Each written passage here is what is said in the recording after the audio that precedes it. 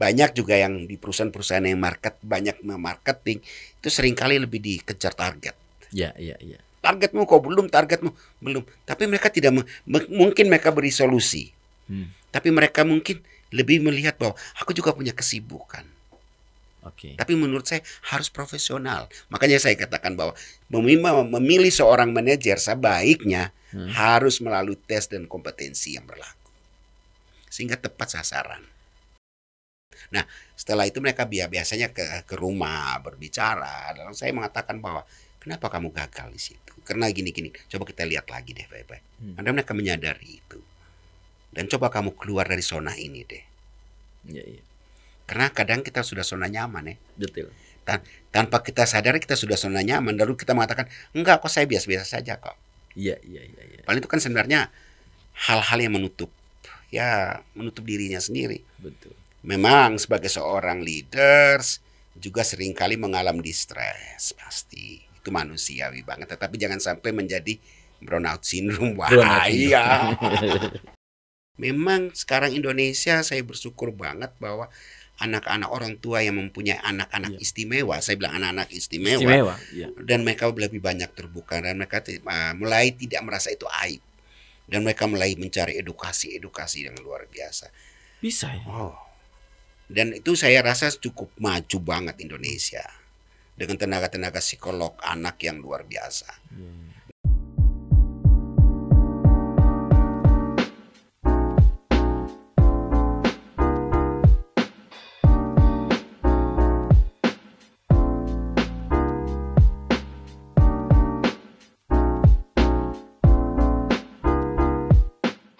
Perusahaan ke bank dan perhotelan. Lebih ke perhotelan dan kemudian rekrut itu kayak. Rekrutmen. Problem utama biasanya di hotel apa kan?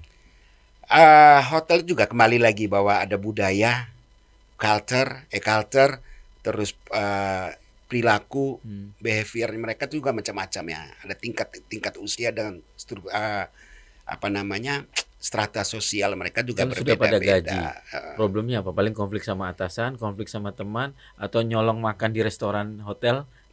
Kalau misalnya konflik dengan teman itu itu di mana saja bisa terjadi. Betul. Tapi bagaimana kita mengatasi itu sehingga konflik ini tidak mengganggu kerja.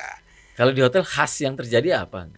Kalau di hotel itu khas yang terjadi ya mungkin manajernya kurang merangkul. Kembali ke leadership. Leadership itu harus dari satu tim.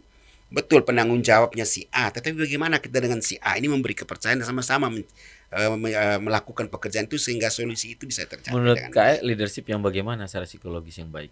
Leadership yang baik itu bukan transaksional menurut saya, tapi transformasional. Bagaimana kita sama-sama merangkul, menciptakan suasana kerja itu dengan bukan transaksional. Ya. Bukan hanya ini gua kasih nih. Ini. Tapi transformasional kita sama-sama bagaimana transformasi apa yang kita lakukan. Leader dia harus bisa melihat apa yang sedang terjadi, saling terbuka, saling interaksi, saling berdiskusi, saling mengisi. Ya. Karena kebanyakan kalau di hotel kan lebih banyak misalnya ya. Tapi saya tidak bicara tentang hotel. Banyak orang dalam perusahaan itu dia nyalain terus anak buahnya. Disalahin terus Karena dia merasa disalahin. Iya, karena dia merasa ditekan dari atas. Tetapi sebenarnya bagaimana dia bisa menciptakan kebersamaan dengan anak? Karena yang bertanggung jawab kan, manajernya. Kalau masalah anak buahnya, ada nggak leader itu nggak mau turun, biarin aja? Oh banyak. Malah nyalain aja sih anak buahnya. Banyak. Nah, menurut saya pada saat mereka mengangkat manajemen, mereka tidak melalui kompetensi yang baik. Oke, itu yang saya setuju. Itu tidak melakukan kompetensi. Nah, jangan sampai pakai link. Ini karena saya kenal satu daerah, ini satu kampus. Atau itu katanya Maxwell, leadership menurut Maxwell, position. Artinya dia tiba-tiba dapat posisi gitu. Ya? Bukan melalui kompetisi yang. Ya, oke lah prestasi. Tetapi kan kita lihat apakah cuma prestasi aja? Prestasi berbeda dengan pemahaman organisasi. Organisasi. Semua orang punya prestasi. Belum tentu dia memahami tentang organisasi. Benar, makanya saya juga mengatakan banyak perusahaan di Indonesia betul sih. hanya karena link. Itu yang saya lihat. Ya leader contohnya berprestasi. Jadi tagline-nya leader berprestasi, belum tentu juga berorganisasi. Organisasi itu ya kemampuan leadership itu ya Kak ya. Iya, leader berhasil karena apa? Karena kerja tim. Kemampuan organisasinya itu tadi. Jadi itu banyak yang Kak lihat di hotel itu ada problem-problem ketidakmampuan leadership tadi ya. Ya. Dia tidak mampu memanage. Bahwa semua pasti ada masalah. Iya. Karena satu lagi, kalau saya lupa ya istilah punyanya di Singapura, di Malaysia, mereka itu pakai dengan sistem Jepang Kensei atau Kensu. Jadi semua orang dari setiap divisi, misalnya dia jalan, dia melihat ada ada tembok yang kotor, semua wajib foto. Oh, semua punya fungsi kontrol masing-masing. Fungsi kontrol masing-masing. Ditanamkan itu. Iya, ditanamkan itu, dan mereka bisa melaporkan kepada manajer yang divisi itu, dan itu tidak tersinggung. Oh, itu di Jepang. Di Malaysia sudah menjalankan itu, Jepang mereka juga jalankan itu. Ada rasa memiliki. Ada rasa, ya itu tadi saya mengatakan. Sense of belonging. Harus. Sense of crisis. Jadi mereka harus punya rasa itu gitu loh. Bahwa ini perusahaan saya dan kita menciptakan. Kenapa? Kembali kepada hospitality tadi kan saya katakan. Hospitality itu kan kenyamanan.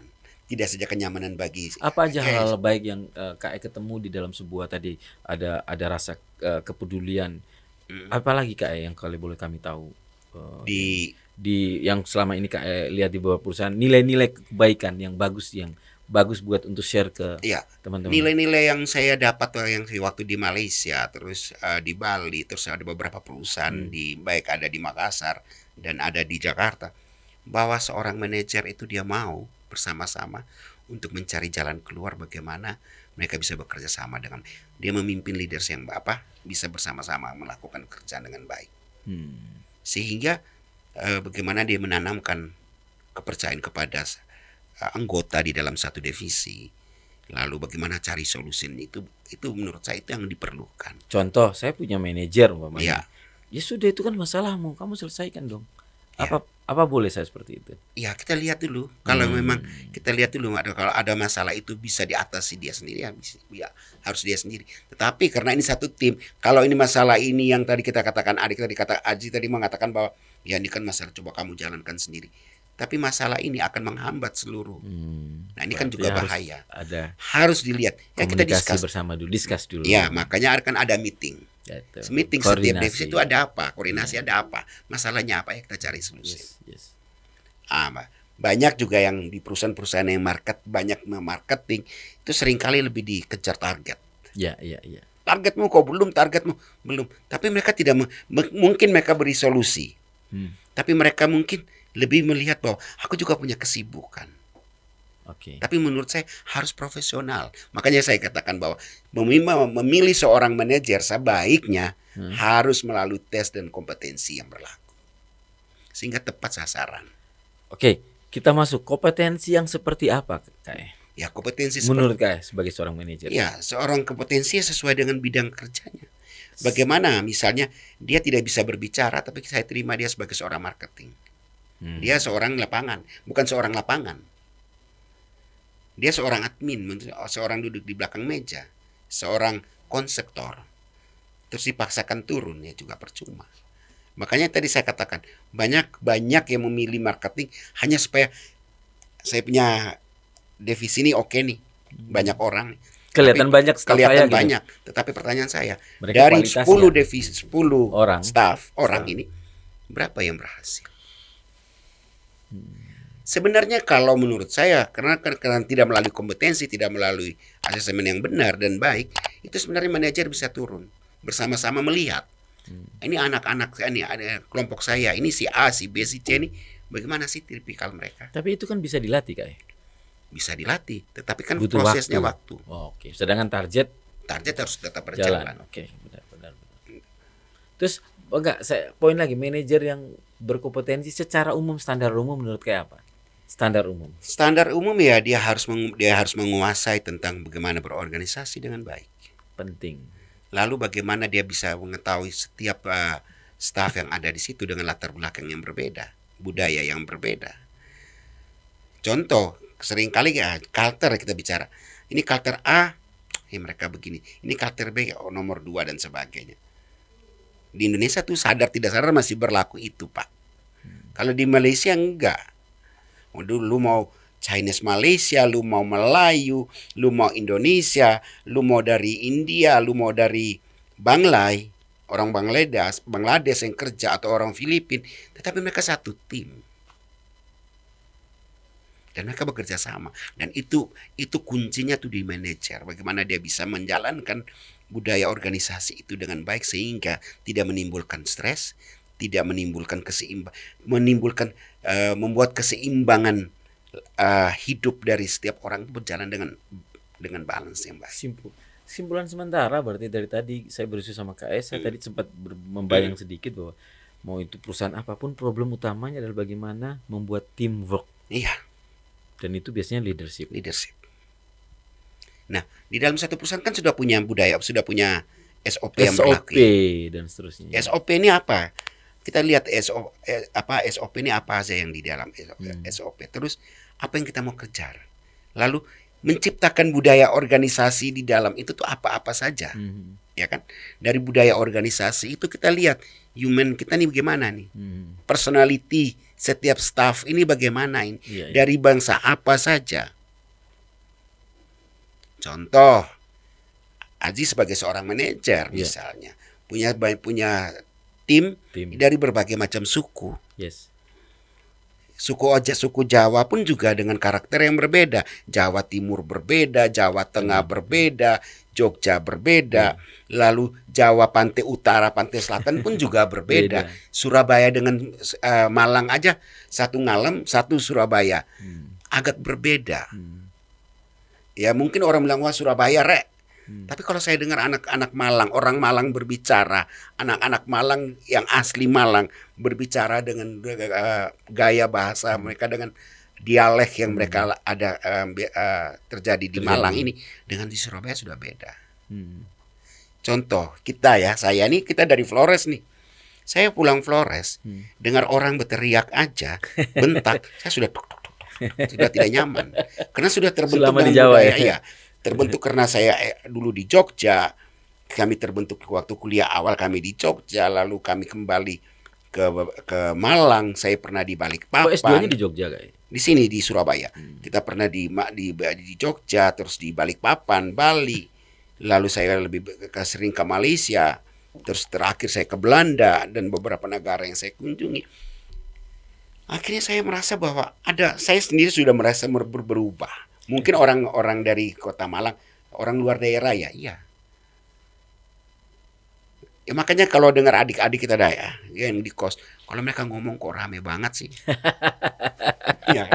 Jadi orang Jawa bilang gini, mahasiswa NTT, mahasiswa Flores, mahasiswa Indonesia Timur, ini kalau diterima kos pasti tengah malam akan ribut. Sebenarnya kagak, karena memang gaya berbicaranya begitu. Gitu. Coba kalau datang ke Jepang, waduh ditegur terus ya, suruh diam. Kalau di Jepang ya betul, kan harus diam. Nah, di Jepang kan juga saya lihat di Jepang tuh juga banyak orang yang dengan asik dengan dunianya sendiri.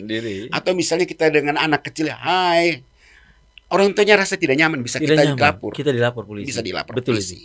Benar kok. Dan itu benar kayak. Itu memang makanya. Saya tahu. Maka tadi kan saya bilang, kalau di Eropa, walaupun kita saudara, tapi lu nggak buat janji dengan saya mau ke rumah. Begitu lu datang di tengah jalan lu bilang lu mau ke rumah, kalau saya bilang tidak bisa datang ya tidak bisa datang. Nah, makanya saya mengatakan tadi, ini mau pakai gaya Indonesia atau gaya Eropa ya? Indonesia dong kayak kita kan di Indonesia. Ya makanya itu. Jadi beberapa poin sih, belum semuanya kita kupas tentang psikologi ya Kak ya. Tapi ya I think ya mungkin cukup, kesimpulan yang saya ambil sementara adalah penting sekali dalam sebuah perusahaan ini adalah berprestasi, tapi juga bahasa saya mencoba memakai kata berprestasi tapi juga berorganisasi. Iya. Manage atau mengelola. Jangan salah, di organisasi itu kita banyak belajar sebenarnya. Dari banyak belajar dari personality yang lain, dari teman-teman yang lain tentang budayanya mereka, tentang bagaimana keunggulan mereka menjual produk itu. Berarti secara keilmuan psikologi itu mengakui bahwa pentingnya setiap human itu belajar berorganisasi. Iya, penting. Makanya waktu saya sebenarnya tadi saya mau bawa ada makalah sedikit itu saya mau bawa tentang itu. Bahwa organisasi itu di mana saja kita berorganisasi kok. Rumah tangga juga organisasi. Betul. ya kan? Betul, memanage. Bagaimana seorang bapak bisa menjadi imam nabi dan yang baik? Imam yang baik, Ya. betul sekali. Kalau menjadi imam yang baik cuma pimpin ibadah tapi kelakuannya juga tidak baik. Artinya kan Iya, menjadi iya. imam yang baik itu tidak cuma sekedar baik, Iya, iya. tetapi ada perilaku-perilaku yang yang kita tuangkan, yang nampak, baik itu tutur kata, sikap, itu kan membuat orang nyaman sebenarnya. Benar Kak. Saya salah satu, ini saya buka bocor di Victorian ini. Kebetulan saya juga pernah menghandle perusahaan. Saya salah satu memilih manajer tuh paling sederhana. Dari lihat gimana dia cara mengontrol istri atau Ya, sebelum dia menikah, pacarnya aja. Kalau dia tidak bisa mengontrol. Kontrol bukan berarti mengekang ya. No. Maksudnya bisa mengorganize ya Iya. hubungannya, bisa memanage ya dengan baik hubungannya. Itu salah satu kadang benar gak? Saya kadang gitu kayak ngelihat hal yang sepele aja terjadi dia dengan pacarnya. Dan itu bisa sampai blow up di office, di kantor. Itu menjadi itu salah satu ya. salah satu poin Salah itu satu soalnya. poin. Oke, ngurus ini aja satu orang nggak bisa, berarti kalau ngurus banyak orang gimana ini? Gampang saja. Saya sering kali juga mengatakan begini sama adik-adik mahasiswa. Ya, ya, Kalian kuliah harusnya 3,5 tahun. ya. Oke, tapi bisa sampai 5 tahun.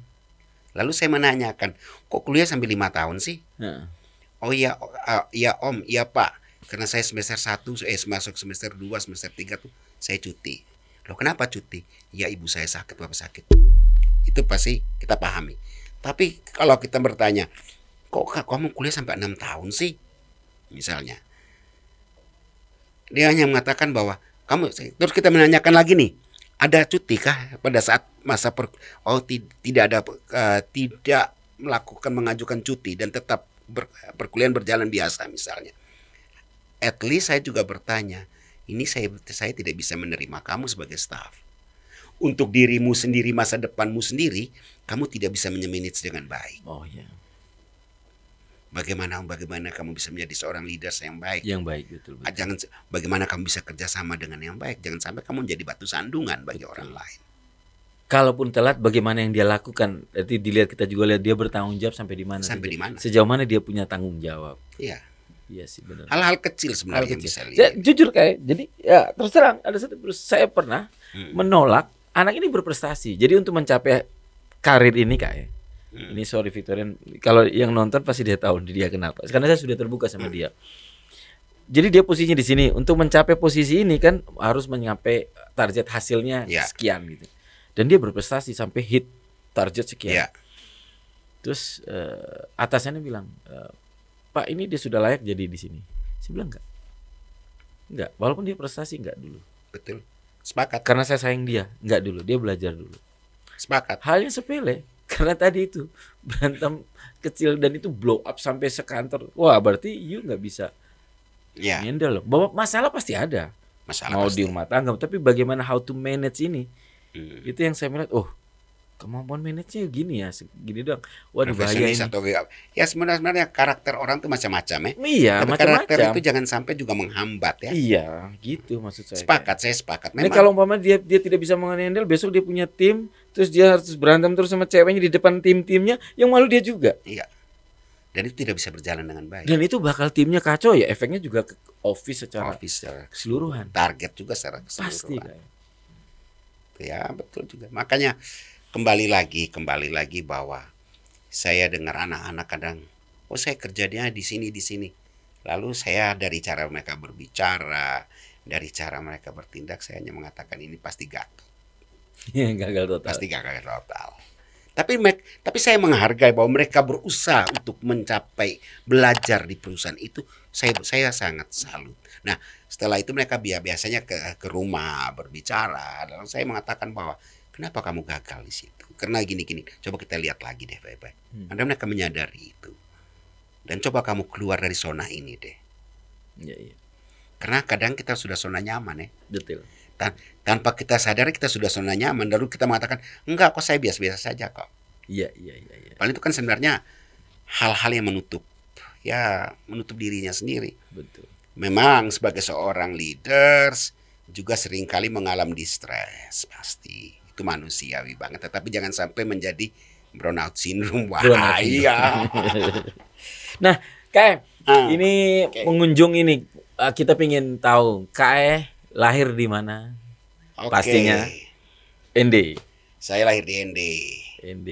Saya lahir di ND, di kota kecil, kota tempat Bung Ya, Karno kota ya, kata kita ya. Kota ND. Kota ND. Saya lahir di kota ND tahun 64. ND di ini rumah sakitnya. Rumah sakit ND. Rumah sakit ND apa di Rumah sakit ND. Bersalinnya suster No, itu? rumah sakit ND. Yang di bawah itu rumah sakit apa? Misi. Misi. Nah, saya Misi itu tuh gereja punya. Saya aja sakit gigi periksanya di suster di situ ya. bukan di Misi, bukan rumah sakit. katedral. Di katedral. Kalau Suster saya lahirnya di rumah sakit ND. Ah. Rumah sakit lama. Rumah sakit lama yang kan di bawah dekat, itu tuh. dekat, Tapi depan di rumah sakit lamanya. iya, dekat Depannya masjid rumah sakit situlah. Misi. Ya, saya lahir di situ. Lalu kami tinggal di Jalan Sudirman dulu dan pindah ke Onekore. Mohon maaf, rumah sakit Misi itu ibarat di Malang itu kayak rumah sakit RKZ. RKZ. Tempatnya Mantenir model Malang. gitu, suasana kesusteran lah, suasana Iya. pasturan katedralan.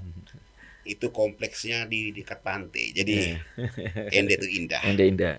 Jadi kalau orang bilang rumahnya view-nya pantai, udah sering. Saya dari kecil rumahnya view-nya pantai kayak. Makan di belakang pantai. Pantai kan di Klo 1 situ. Iya. Makan pintu belakang udah langsung lihat pantai. Saya kemarin dari Mbai ya, dari Nagateo, Iya. dari Mbai.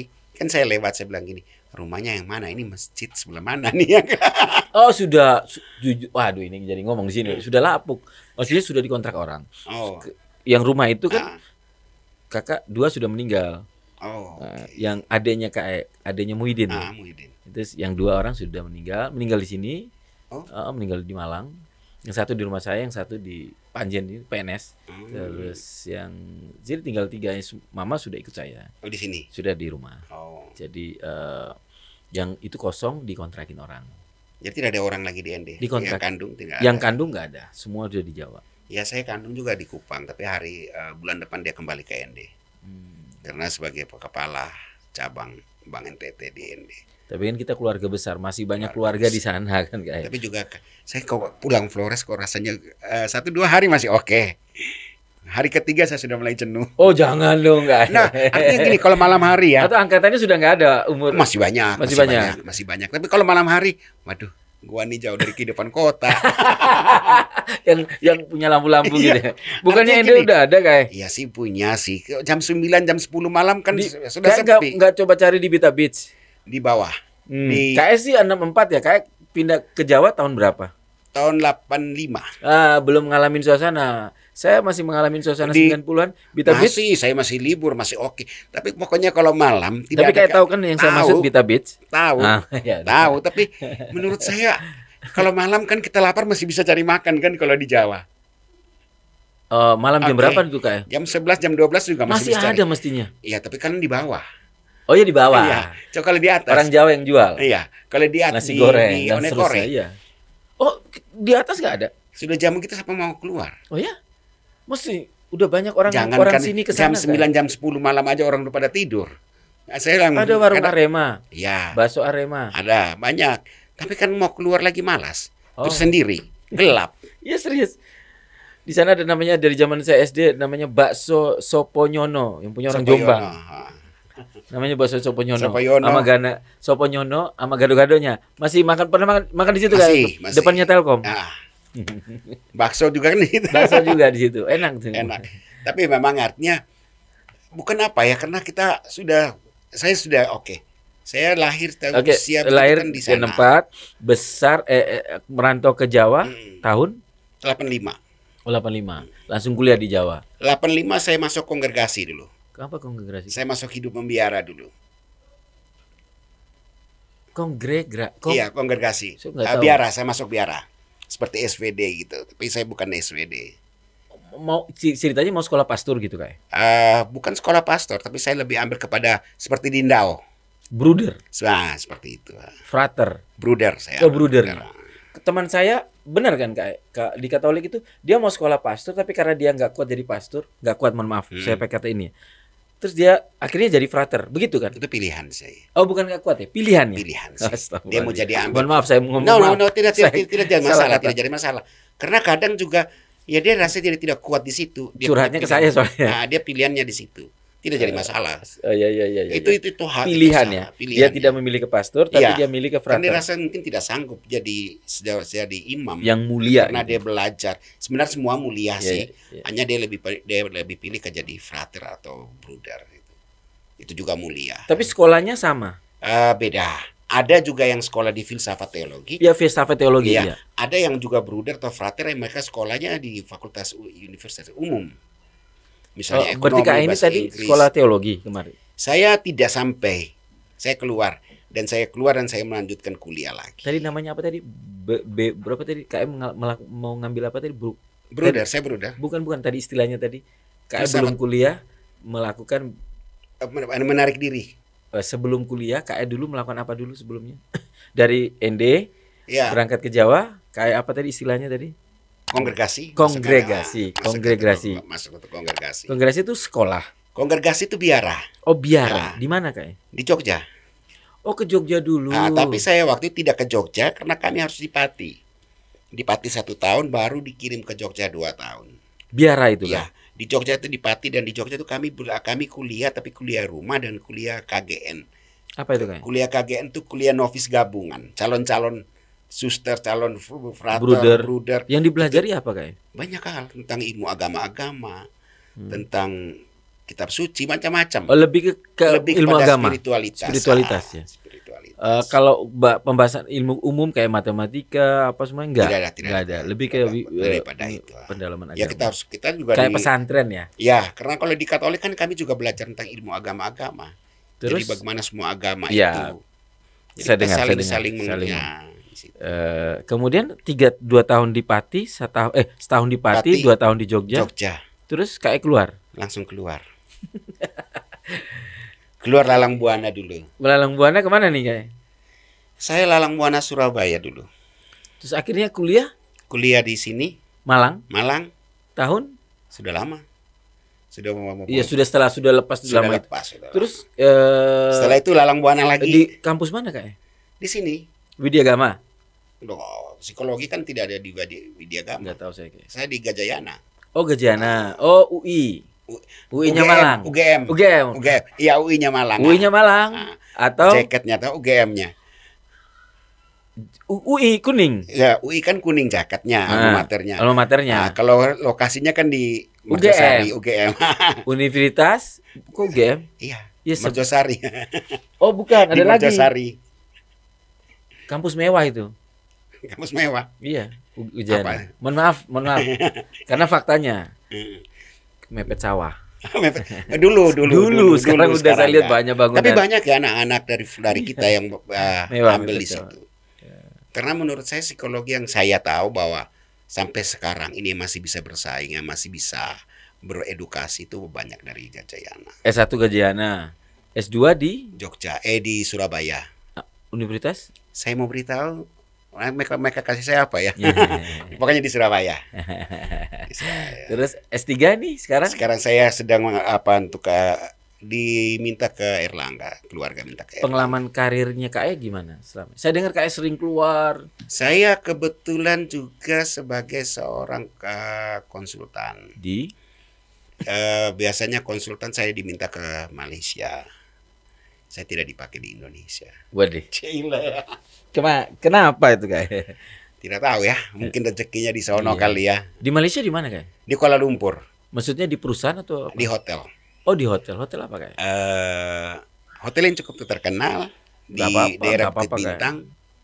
Saya biasa diminta tolong. Bukan di Genting ya, Kak ya? No. Kalau di Genting kan kalau Genting sih boleh-boleh saja, tetapi kalau kamu warga negara Malaysia tidak boleh masuk. Tidak boleh masuk. Kalau di luar Malaysia boleh, Kak? Boleh. Saya di Bukit Bintang di Ritz-Carlton sama JW Marriott. Kadang saya diminta ke Majestic. Sebagai apa, Kak? Konsultan? Saya biasanya saya visit. Visit ke sana dan banyak hal yang saya lakukan diminta. Lalu kadang saya ke Cameron Highland. Dibayar tiap bulan atau dibayar per visit? Pas datang, pas visit. Per visit. Ya, jadi semua akomodasi ditanggung. Lalu di Pangkor Laut, di Pineng, lalu ada di Sabah, Sabah, Malaysia. Sabah Malaysia, lalu ada di Bali, di Tembok Bali. Bali di perusahaan di hotel besar juga. Di hotel juga. Terus yang ke Belanda itu? Ke Belanda saya belajar. Oh belajar. Saya belajar tentang itu, tentang terapi. Terapi bagi anak-anak ada autis. Down syndrome itu dengan anak-anak autis. Berapa tahun di sana? Hampir 1 tahun ya. Hampir setahun. Bagaimana mereka bisa berubah wira swasta? Jadi sudah ke wirausaha. Red Street ya. Ya. Itu di Amsterdam, Pak. Di Amsterdam. Kan cuma tanya di Amsterdam. Tapi ya, saya akhirnya saya juga merasakan bahwa ilmu itu tidak pernah akan habis. Iya, jadi kalau banyak teman-teman seusia saya atau di atas saya bahwa mengatakan, waduh di bawah saya sudah capek om belajar. Padahal ilmu itu kan setiap hari itu kita harus belajar terus untuk mencari ilmu. Tapi KS sudah untuk autism sudah cukup ya, berarti sudah bisa buka praktek atau melakukan konseling kepada orang tua yang memiliki anak autis. Saya lebih banyak overnya ke psikolog. Oh, overnya psikolog.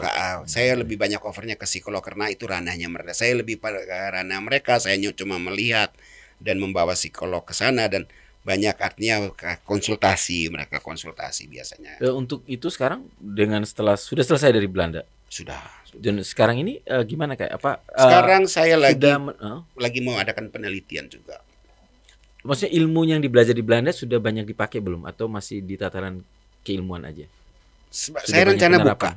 Saya rencana buka bahwa untuk melakukan terapi itu ya. Jadi memang anak Down syndrome di Belanda itu mereka bisa wirausaha. Hah? Ya, mereka punya kafe, mereka bagaimana membuat roti, bagaimana mereka melayani guys yang datang. Anak autis?